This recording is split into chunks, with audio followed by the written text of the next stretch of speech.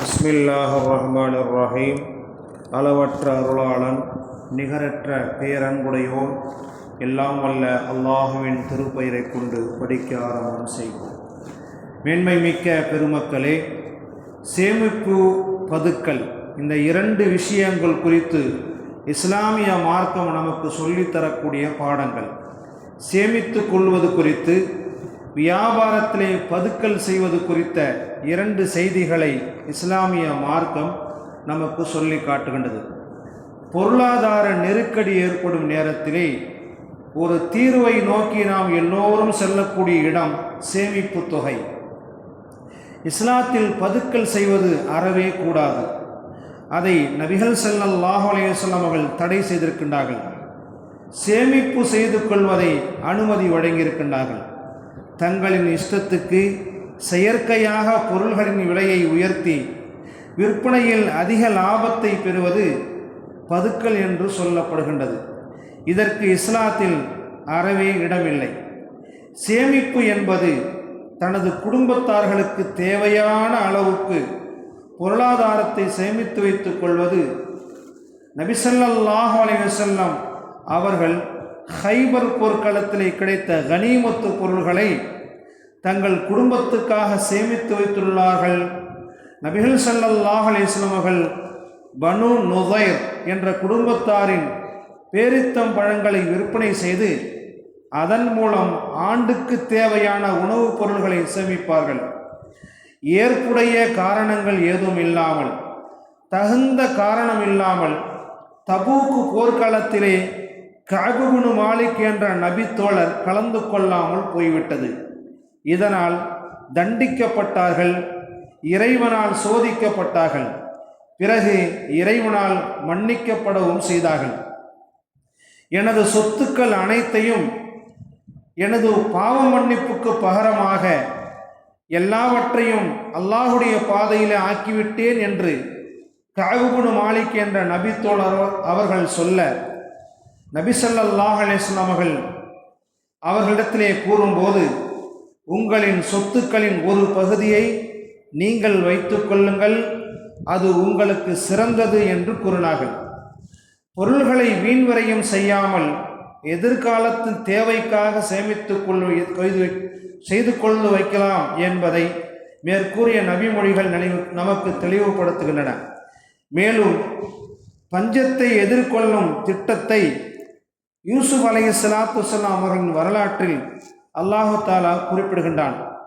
பஞ்சம் ஏற்படும் காலத்திலே அதை எப்படி எதிர்கொள்ள வேண்டும் என்பதை யூசுப் அலைஹிஸ்ஸலாத்து வஸ்ஸலாம் அவர்கள் எதிர்கொண்ட அந்த திட்டத்தை உலக மக்களுக்கு இறைவன் திருக்குர்ஆனின் மூலம் சொல்லி காட்டுகின்றான். قال تزرعون 7 سنين دابا فما حصدتم فذروه في سنبله. நீங்கள் 7 வருடங்கள் தொடர்ச்சியாக விவசாயம் செய்வீர்கள். சாப்பிடுவதற்காக பயன்படுத்தும் சிறிய பகுதியை மட்டும் அதிலே எடுத்துக்கொண்டு பெரும் பகுதியை அறுவடை செய்யாமல் எதிர்காலத்திலேயே தேவைப்படும் என்பதற்காக வேண்டி அறுவடை செய்யாமல் அப்படியே விட்டுவிடுங்கள் என்ற திருக்குர்ஆன் வசனத்தை நமக்கு தெளிவுபடுத்துகின்றன. பொருள்களை தனது குடும்ப தேவைக்காக சேமித்துக் கொள்வதை அனுமதிக்கக்கூடிய இஸ்லாம், அதே பொருளை பதுக்கி வைத்து கொண்டு தட்டுப்பாடு ஏற்படும் நேரத்திலே பொருள்களை வெளிப்படையாக ஆக்காமல் தனது இஷ்டத்துக்கு விலையை ஏற்றி விற்பனை செய்யும் இந்த முறை பதுக்கல் வியாபாரம் என்று சொல்லப்படும்.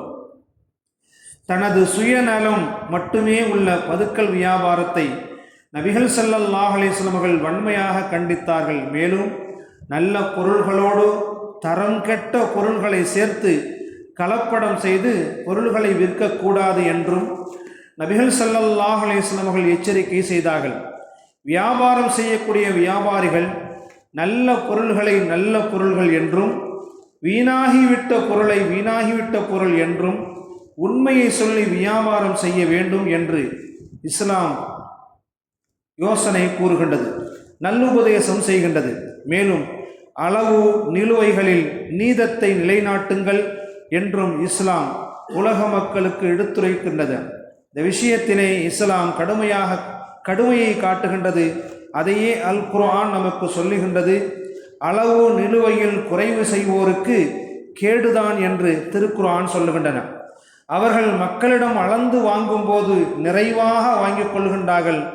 மக்களுக்கு அளந்தோ அல்லது நிறுத்தோ கொடுக்கும்போது குறைத்து விடுகின்றார்கள் என்ற திருக்குர்ஆனின் கருத்தை சற்று ஆழமாக சிந்தித்து பார்த்தால் உலகத்தில் நடந்து கொண்டிருக்கும் வியாபார மோசடிகள் மற்றும் ஏமாற்று வியாபாரம், நேர்மை தவறி மனசாட்சி இல்லாமல் மோசடி செய்யும் வியாபாரிகள் எல்லாம் மிகப்பெரிய கேடை சந்திப்பார்கள்.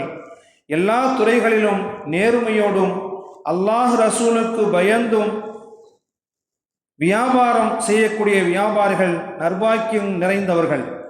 தெரிந்து பாவம் செய்யும் மனிதர்கள் நிறைந்த உலகத்திலே தொழில்களில் சுத்தமும் கலப்படம் செய்யாமல் விற்கப்படும் பொருள்களால் கிடைக்கும் லாபங்கள் நம் குடும்பத்தையும் நம் பிள்ளைகளையும் நன்றாக வாழச் செய்யும். மேலும் பதுக்கல் செய்பவர்கள், மோசடி செய்பவர்கள் என்னை சார்ந்தவர்கள் அல்ல என்று ஒரு நபி ஒன்று நபிகள் ஸல்லல்லாஹு அலைஹி வஸல்லம் அவருடைய வார்த்தை நம்மை எச்சரிக்கை செய்கின்றது. இந்த எச்சரிக்கையோடு நம் எல்லா தொழில் துறைகளிலும் நேர்மையோடு கடைபிடித்து அல்லாஹுக்கு ரசூலுக்கு கட்டுப்பட்டு நடக்கக்கூடிய நல்ல வியாபாரியாக ஆக்கி அருள் புரிவானாக. சுப்ஹானல்லாஹி பிஹம்திஹி சுப்ஹானக்கல்லாஹும்ம வ பிஹம்திக அஷ்ஹது அன் லா இலாஹா இல்லா அன்த அஸ்தக்ஃபிருக வ அத்தூபு இலைக். சுப்ஹான ரப்பிக ரப்பில் இஸ்ஸத்தி அம்மா யசிஃபூன். ஸலாமுன் அலல் முர்ஸலீன் வல்ஹம்துலில்லாஹி ரப்பில் ஆலமீன்.